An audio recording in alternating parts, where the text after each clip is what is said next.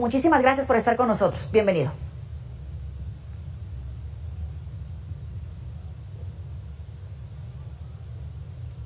Gracias. En medio de la inflación y la crisis económica, pero también de la baja generación de empleos, de la precarización del salario, hoy el gobierno federal en primera instancia presume los resultados de su política de austeridad.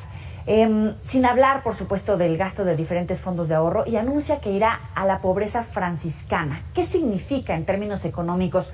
No es austeridad impuesta por el Fondo Monetario Internacional a cambio de ayuda, explican algunos economistas, pero ¿es lo que requerimos? Bueno, ya hemos visto desde que inició este gobierno que la austeridad, aunque era buena idea en principio, quitar gastos superfluos, reducir de alguna manera muchos privilegios de lo que él llamaba la casta dorada o la burocracia dorada, pues estaba bien, pero se empezó a advertir, y muchos así lo dijeron, que estaba cortando más de la cuenta y sin orden, sin planeación. En lugar de hacerlo con bisturí, se decía, lo estaba haciendo como con un hacha. Y eso afectó y ha afectado la capacidad de respuesta, la capacidad de desempeño de muchas instituciones. Y en realidad ese dinero ha ido a dar pues algunos programas y obras que no está claro que vayan a ser rentables. Los programas pueden servir sobre todo para cuestiones electorales, pero no tanto como palanca de desarrollo. Y sus obras importantes, el aeropuerto, el Tren Maya, pues no está claro que vayan a funcionar, que vayan a ser rentables, que vayan realmente a alcanzar los objetivos planeados. Es evidente que le está faltando dinero al gobierno por muchas de las medidas que ha tomado y que evidentemente ahorita ya está muy restringido, pero requiere más dinero. Entonces va a seguir cortando, quitó los fideicomisos, muchos de los cuales eran muy importantes, quitó el seguro popular, quitó las guarderías, quitó comedores comunitarios, dejando a muchos sectores sin esos servicios, a los sectores a los que se supone que él más protege, los sectores más pobres, se quedaron sin esos servicios. Entonces esto de la pobreza franciscana pues va a implicar quitar más recursos de la estructura administrativa, quizá quitar personal y quizá quitar otros fideicomisos o otras bases de apoyo para el trabajo gubernamental y el desarrollo del país, reduciendo en vez de incrementando la capacidad de respuesta y de eficacia del propio gobierno. Ese es el temor. Claro, y en un tuit planteabas una buena pregunta que quiero replicar. ¿En qué modelo estamos? ¿En el populismo bolivariano, que significa igualar a todos a la baja, o en la socialdemocracia, que es igualar a todos al alza? ¿En cuál modelo estamos? No, la aspiración es que estuviéramos en un camino socialdemócrata, que ha resultado ser el más exitoso del mundo y de la historia. Estoy hablando de Noruega, Suecia, Dinamarca, que son modelos que López Obrador ofrece. Nos ha ofrecido cuántas veces salud en Noruega, pensiones de Dinamarca, seguridad de Finlandia, pero no sigue ese modelo. Claro, de todas maneras, ese modelo no te da resultados de un día para otro, pero sí, si se mantienes, sí te va dando resultados, como en esos países, Canadá, Australia. Pero él en realidad ha seguido más el modelo bolivariano, que es lo que hemos visto en Cuba, en Venezuela, en Nicaragua, donde en realidad sí puede haber una mayor igualdad, pero a costa de los que están arriba parecer empobrecidos todos, como en Cuba, bueno, en Venezuela. Tan son empobrecidos todos que no solamente son los ricos los que salen perdiendo, sino que los pobres quedan más pobres. Y aquí ahora tenemos 8 millones de nuevos pobres, que no había. Entonces, el problema con ese modelo bolivariano es que históricamente, que deriva del marxismo, desde luego, históricamente lo que han arrojado es que todo el mundo sea pobre, más igualdad con más pobreza. Y la socialdemocracia es más igualdad con más riqueza. Se trata de acabar con los pobres, no de que todos sean pobres de manera equitativa. Pero no es el esquema que estamos siguiendo.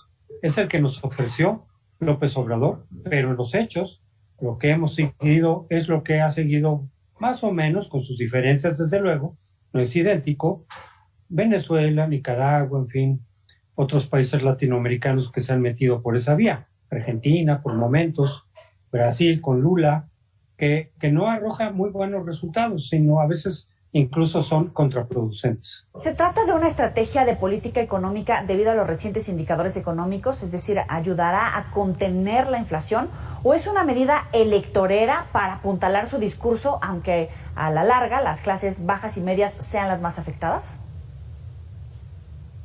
No, bueno, yo creo que ahorita, como ya estamos en la segunda mitad del gobierno y ya vio López Obrador que los resultados que ofreció pues eran utópicos, como muchos lo dijimos en su momento, que en realidad no va a lograr entregarnos esos resultados. Y ni siquiera un saldo positivo, porque bueno, pueden decir, bueno, no se logró todo, pero ahí vamos. Ya hay cosas muy positivas en general. No, yo creo que vamos a quedarnos como estancados y en algunas cosas incluso en reversa, hacia atrás. Entonces ya no va a dar tiempo de sacar adelante el país. Claro, se cruzó la pandemia, en fin, la economía, pero no tomó las medidas económicas adecuadas para podernos por lo menos compensar, sino que tomó medidas pues muy inadecuadas que nos están haciendo pagar un costo mayor que en el caso de otros países. Entonces, ahorita su prioridad son las elecciones del 24. Se trata de que su partido gane, como dé lugar, esas elecciones para que el proyecto continúe y él no quede como un farsante en la historia, sino que diga, no, bueno, yo eché a andar el proyecto, ya seguirá, va a tomar más tiempo, pero ya pusimos los cimientos.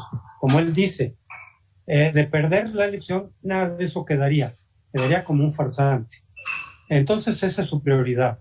Y simplemente está desarrollando en su retórica varias excusas, varios pretextos de por qué no entregó los resultados que le ofreció. Entonces, echarle la culpa a Estados Unidos, a los empresarios, a los conservadores, a Felipe Calderón y a gobiernos anteriores, para decir, no, es que sí se pudo bastante, pero nos estorbaron y por lo tanto no entregamos los resultados como queríamos.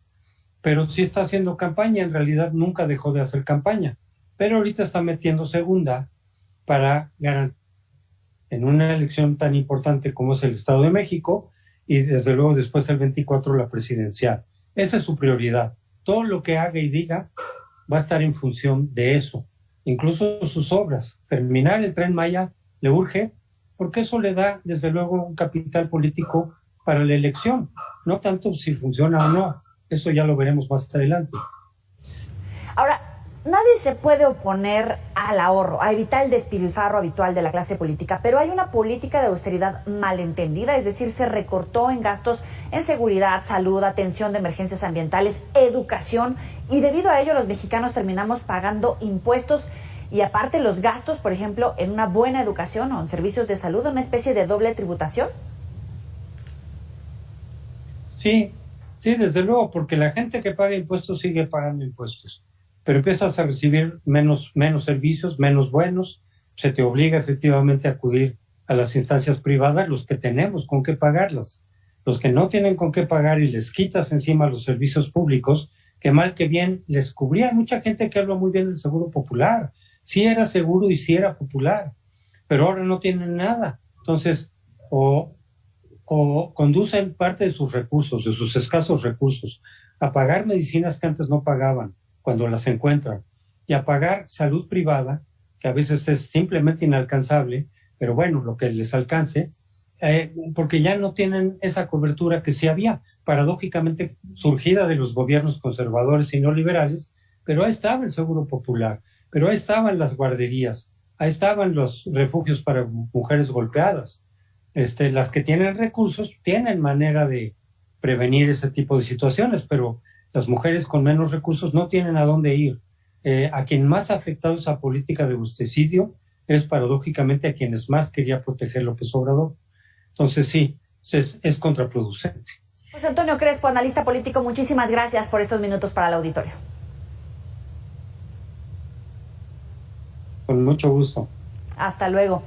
Sabe que puede recuperar estas entrevistas en los próximos espacios informativos y en las redes sociales. Vamos a ver otras reacciones. El líder del PAN, Marco Cortés, destacó en redes sociales que si el gobierno federal pretende ahorrar, debería poner freno a las obras faraónicas como el Tren Maya y dejar de gastar en la promoción de los aspirantes presidenciales de Morena. Ahí tiene el tuit que emitió hace unos momentos el presidente del PAN.